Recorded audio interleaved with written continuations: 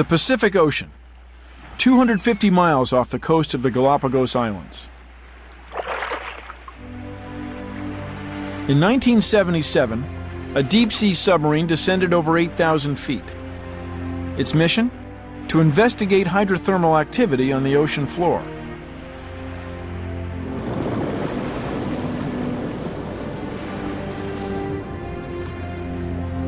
Marine explorer Robert Ballard was aboard. He detected a dramatic change in the ocean's temperature.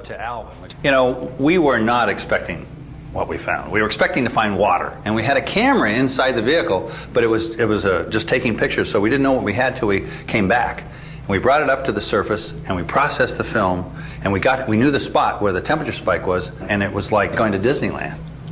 Probably one of the biggest biological discoveries ever made on Earth was made that day.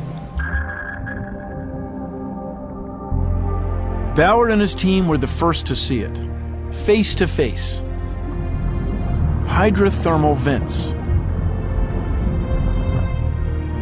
Immense chimney-like structures, several stories high, spewing hot water geysers, black with minerals and nutrients.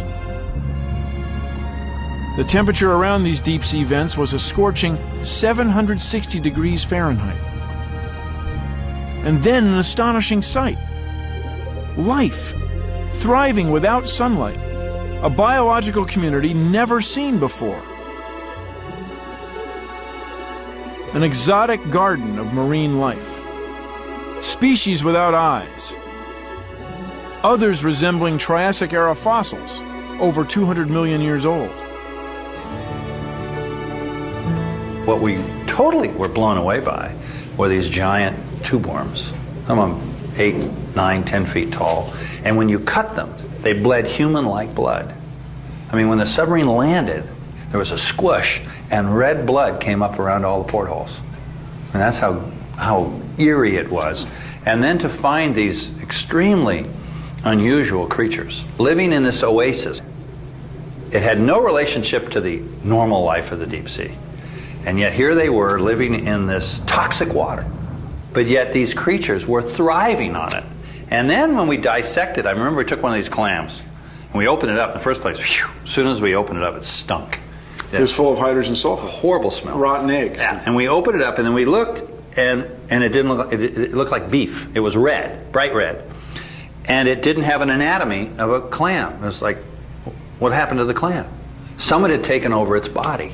And that something was a bacterium. A tiny bacterium that had figured out over eons of time how to duplicate photosynthesis in the dark chemically through a process we now call chemosynthesis. And that was the discovery, that there was another life system on Earth that did not go by the book that you and I read, that was not living off the energy of the sun, but was living off the energy of the Earth itself. And that really opens up the ballgame. I'll say. And these bacterium, we now think are the largest mass of living things on Earth. They're in the rocks, everywhere. In the whole mountain range. Under the ocean. If you added up all the people and all the living things on land and add up all the creatures in the ocean and the few things in the sky, and you got a number, so many tons, there's more tons of biomass. We used to just think, you know, the insects rule the Earth. Yeah. Wrong. These bacterium. So where are these vents? All over the Earth. Imagine a baseball with a seam on it. That seam begins beneath the polar ice caps, goes down through the Atlantic, into the Indian Ocean, across the Pacific. It runs around the Earth for 42,000 miles. It's the largest feature on Earth, the mid-ocean ridge, and it's underlain by literally tens of thousands of magma chambers. Is that where life began, in the hot springs? Well, that's what people are now thinking. The biology books that we were reading have now been thrown away. Yeah. And they're writing new ones. Everything, you had to be on the surface. That's right. And you had this soup and the lightning bolt hit it and you formed all sorts of amino acids and things like that. But now what we think is that the hydrothermal vents may have been the site of life on Earth. It's also given us a new prospecting tool for searching for it elsewhere with our own solar system. We're now looking at a moon of Jupiter called Europa, which we think has an ocean. We think it has underwater volcanoes, and there should be life down there.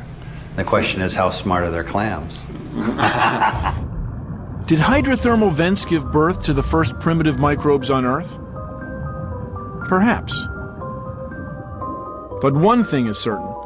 Their discovery challenged long-held beliefs about the conditions necessary for creating life. And once life happened, there was no stopping it.